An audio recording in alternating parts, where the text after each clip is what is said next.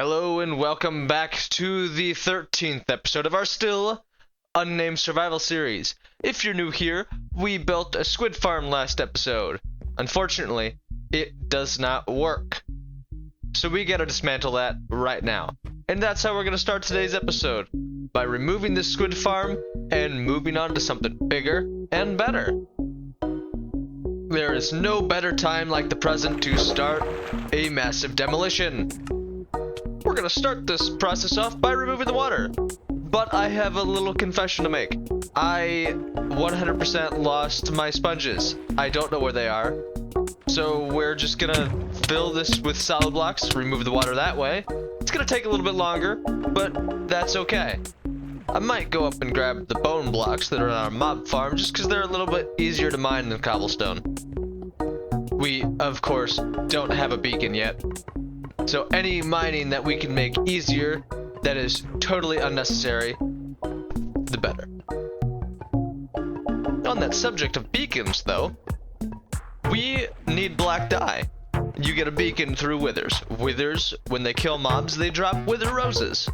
Wither roses can be turned into black dye. We really just need the black dye. We don't necessarily need the ink sacks. We just need the black dye. So we might scrap the idea of a squid farm and hop straight to the idea of a wither farm. That would be pretty interesting. We could also make a beacon factory. That would be very helpful. And we would also get the black dye. It would be very interesting for me because I've never really experimented with withers. And this might be a very good excuse to. I think we might do that. There are a lot of reasons to make a wither rose farm instead of a squid farm, but the same can be said about squid farms. I do think that we are going to move forward with the wither rose farm. I think the benefits outweigh the cost when working with squid versus wither rose. I think that we're actually going to make a wither rose farm. That seems a little bit more beneficial to us and a little bit less complicated. We need the beacons, we need the ink. And speaking of ink, this squid farm is almost taken down now. We just gotta take out these bone blocks, put them back in their storage, and that's pretty much it. Everything else is really simple. I'm not gonna lie here. I totally underestimated the amount of time and effort that it would take to fill this up and take it down. I really should have just looked for the sponges. It would have made it so much easier.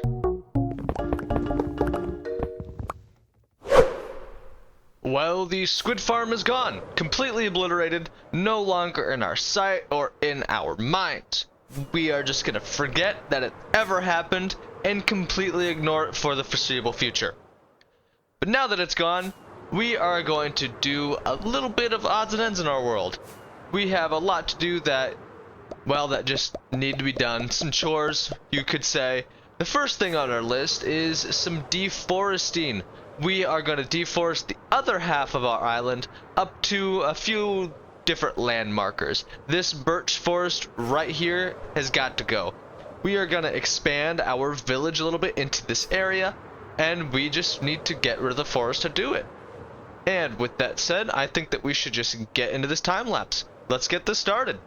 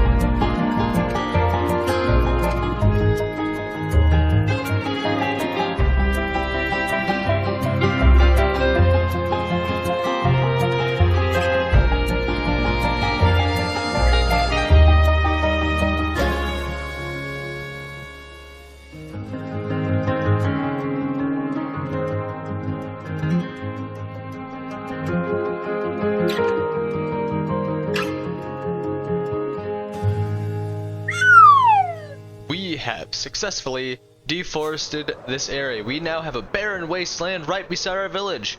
We're gonna have to do something with it. We're gonna brighten it up, put a bunch of color, flowers, bunch of pretty little buildings here that will probably serve a purpose. I have no idea yet. We are going to be terraforming this side and merging it seamlessly with the formations in this village. We are also probably going to cover up this ravine here and terraform this as well and blend that into a flatter area.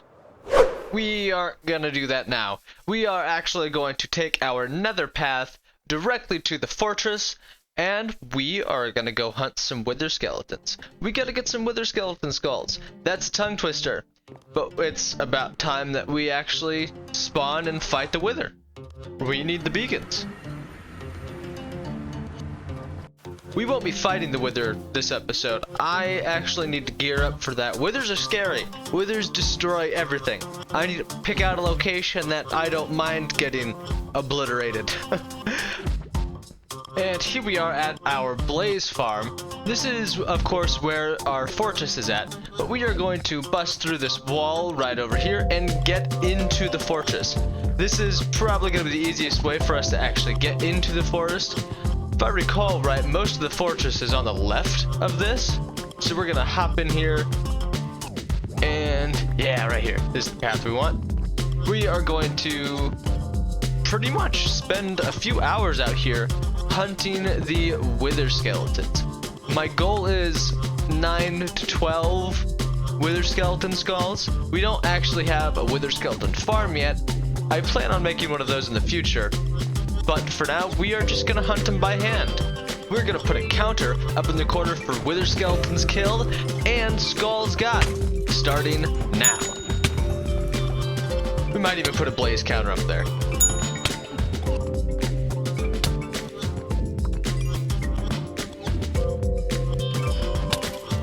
Hey, first skull, fantastic. We're moving along great. It's only been like 3 minutes. So it's been about 15 minutes at this point, and I've been running around this fortress trying to memorize the locations of these spawn spots, and they are pretty far apart. They are annoyingly far apart, and it makes me curious.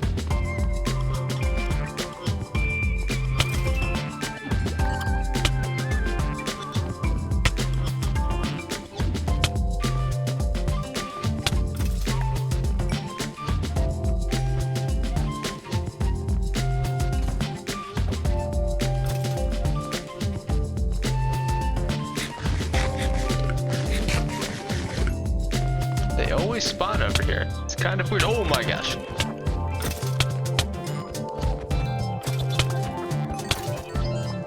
There's way more over here than I thought there was.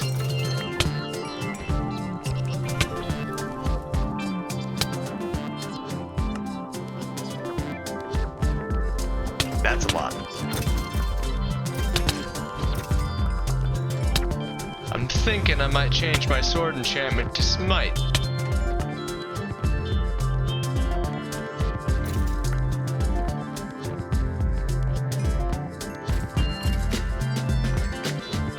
There is quite a lot over here.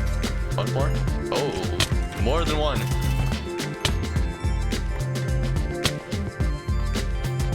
I think we'll be set on coal for a while.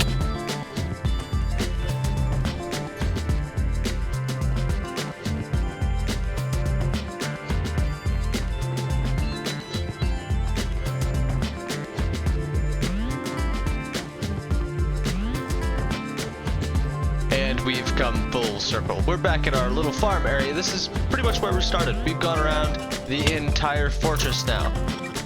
We still have a few nooks and crannies here that we can find skeletons in. Oh my god. This is literally just a wall of fire. Holy crap. I think this is another blaze spawner. How exciting. Oh my god, I think I should probably run.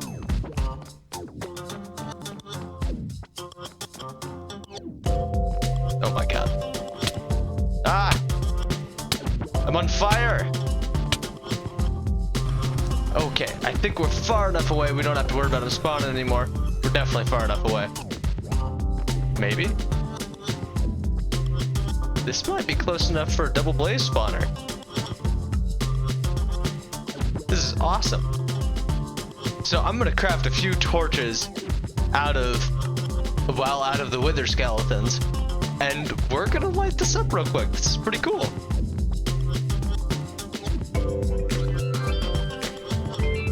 This might be just barely in the realm of possible to make a double blaze spawner.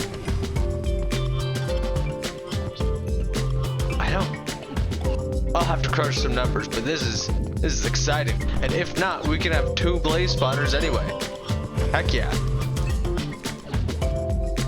Just gotta make sure that there's no room for these guys to spawn at all anymore. Might be a little overkill with the torches, but better to place more torches than see another wall of fire. I am now gonna put a little path of torches leading back to this, so when we come back and look for it, we know exactly where to go. And hopefully there won't be any more mobs in the way, so we can just get there, not die, and potentially make another blaze spawner. That would actually be really cool. Double the output. Well, now that we have been successfully sidetracked, we are just gonna go back to hunting more skeletons. We only have 3 skulls. We need quite a bit more than that. It's been quite a while already.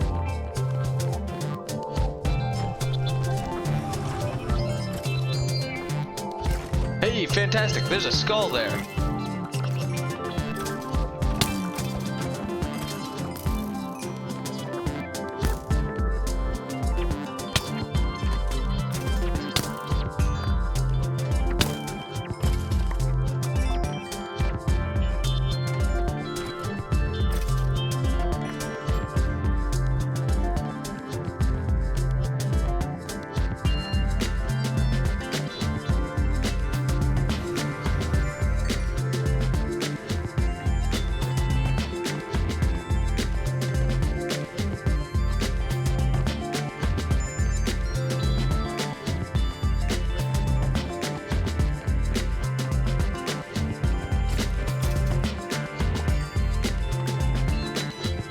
I've had to empty out my inventory like 6 times already. It just keeps getting filled with stone swords and bows. It's crazy.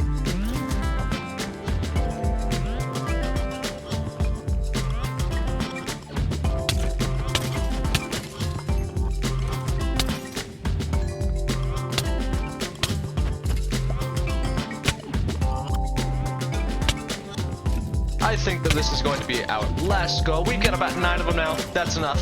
I've been out here for quite a while, and I think we should actually just start heading back to the overworld.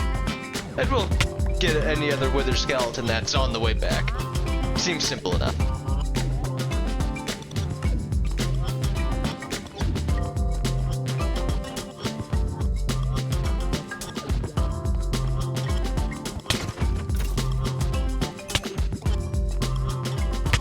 That was a pretty successful, mildly unlucky wither skeleton hunt.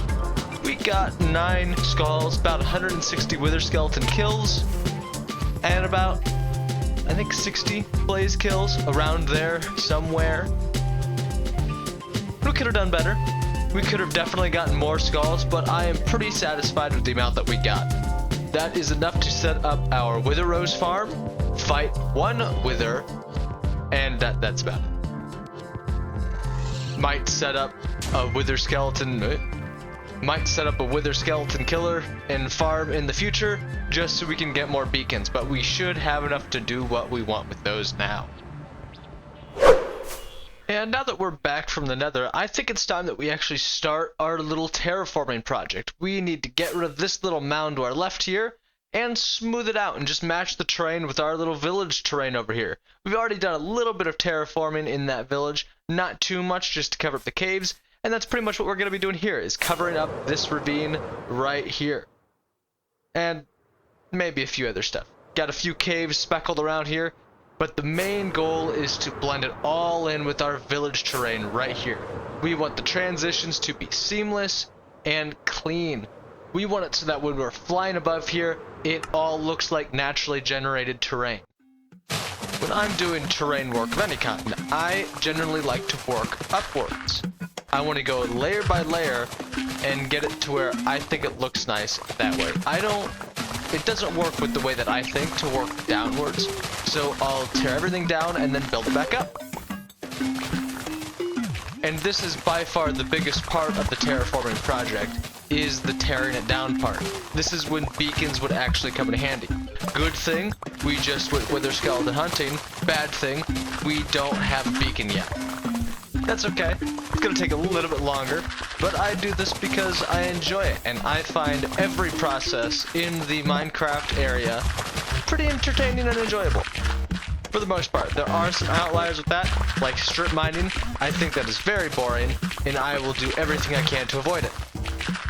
But I do like terraforming. I like making my environment beautiful. But tearing things down does come with a price. We need to store it. And this is a medium-sized mountain. We have a lot of dirt. A lot of dirt. Most of this is probably going to go to a sugarcane farm of some sort, or a farm. There's a lot of things we could use this dirt for. We do need to start automating our farms, just so we can focus our attention in other areas, like building our base.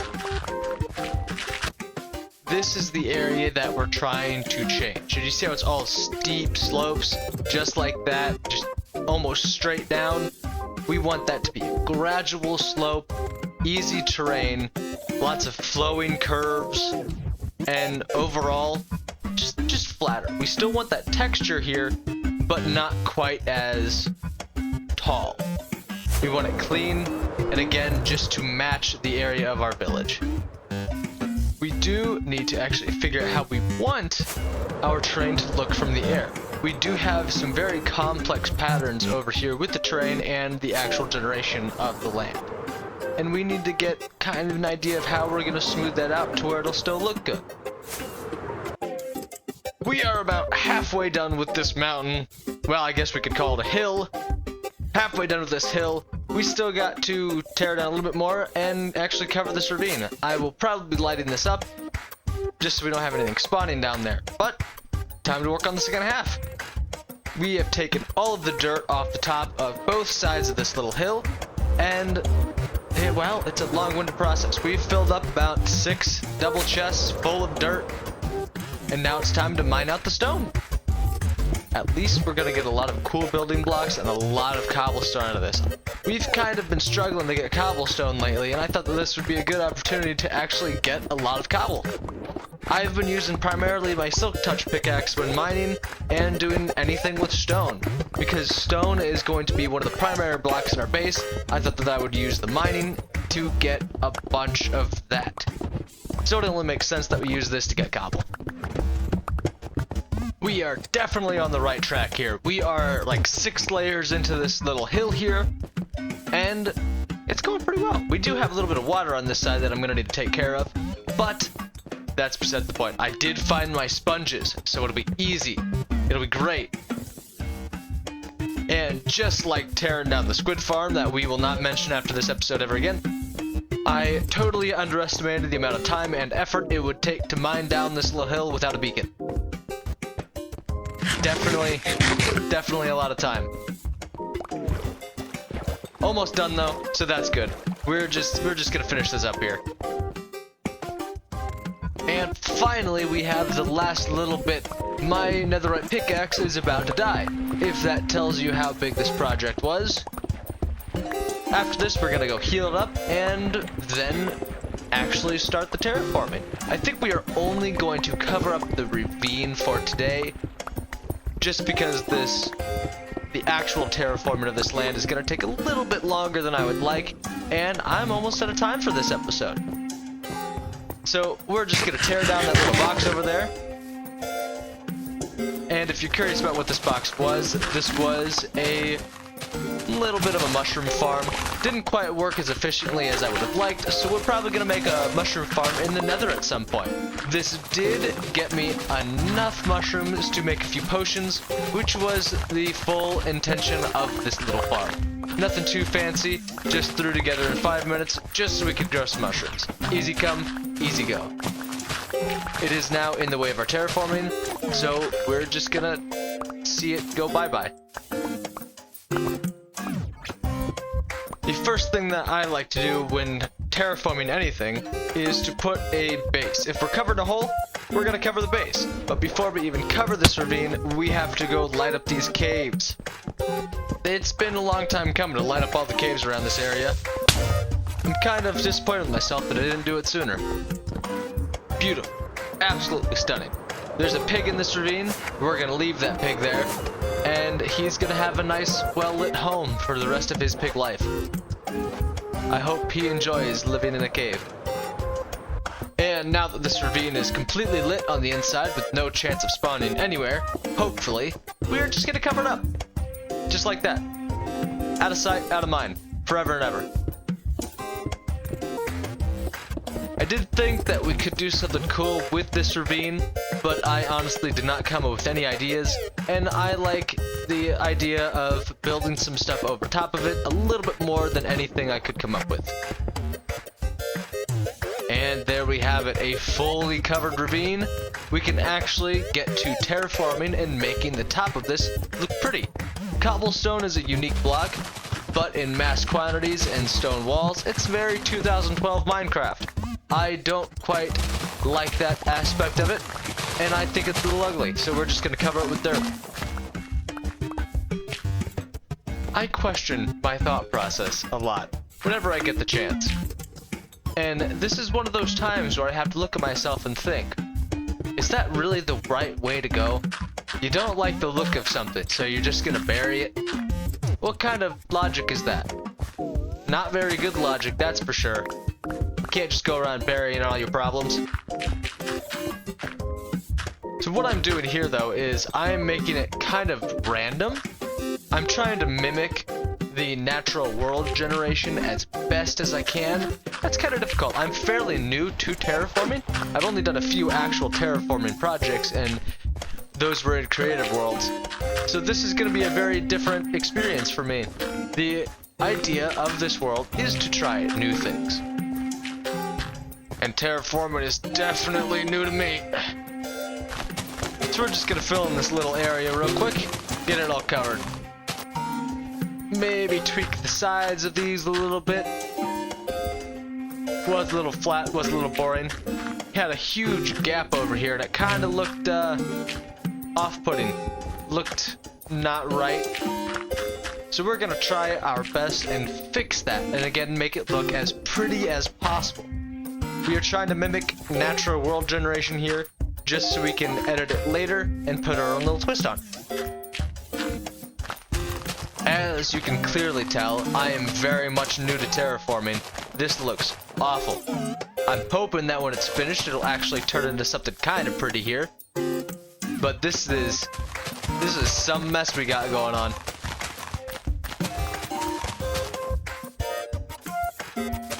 It's almost saddening to see.